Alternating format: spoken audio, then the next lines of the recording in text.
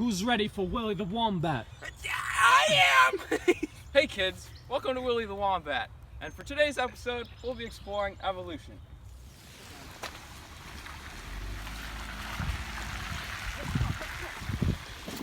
Cameraman, let's go, come on!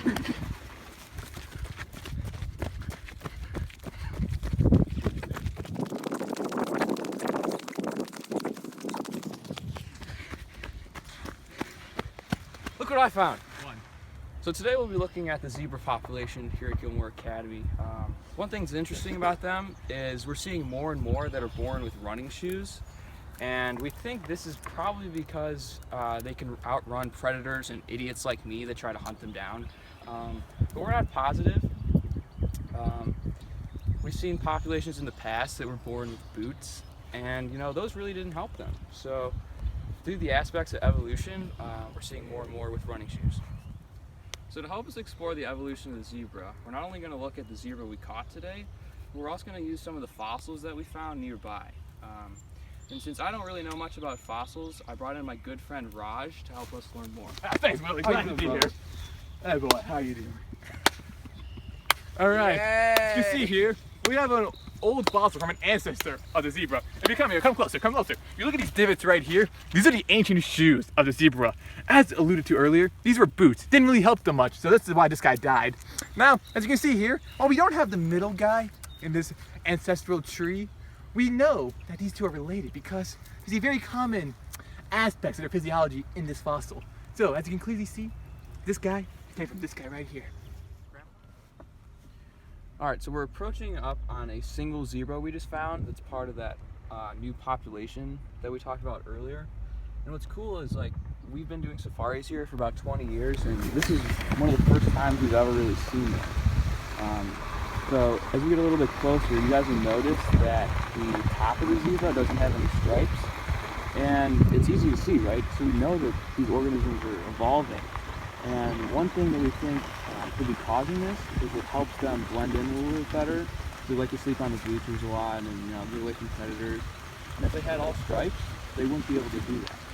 So one of the misconceptions about evolution is that animals are always trying to adapt to survive. Really, the zebra can't do anything. He can't control that he can't reach the water. And if he doesn't get water, he'll eventually die. So what natural selection is basically saying is that if an animal can't survive, that same species that has traits that help them survive will. So to expand more on this, I'll bring in my friend Raj. Thank you, Willie. Glad to be back. See, this zebra here is trying to get this water, but he'll never get it. He's way too short to get this water. Now, natural selection states that only those animals who survive to have good offspring will adapt. And so maybe he has a gene make him taller in his gene pool. We don't know, but if he did, if he survived, he'd be able to pass that on. His descendants would be tall enough to get this cool, refreshing water. But Lamarck was decided to believe that if animals try, they can do it. So just by trying, this little zebra here would be able to get this water. But that's not how nature works. And through using this use, he said, if he uses those legs, he can grow bigger to get this water. But that also doesn't happen. So he's not gonna be able to pass down those used parts to make him bigger. And that's the third thing he said, was that he could pass down his tallness that he supposedly would get in life. But sadly he can't. This poor little zebra here, he'll die. Back to you, Willie. You know, we've seen a lot of different types of zebras today, but there's that one I keep hearing about. It's like super fast. Yes. It should be around here somewhere. I think it lives around here, but I don't really see it. There it is, let's go, come on.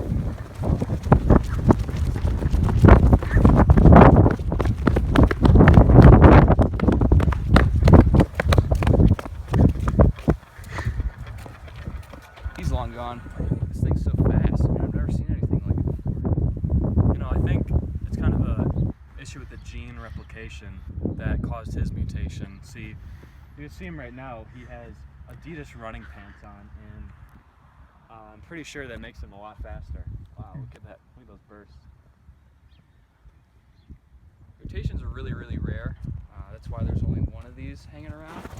And, you know, this guy's lucky. This mutation helps him survive. His mutations aren't always a good thing. Just lucky to draw. Yeah.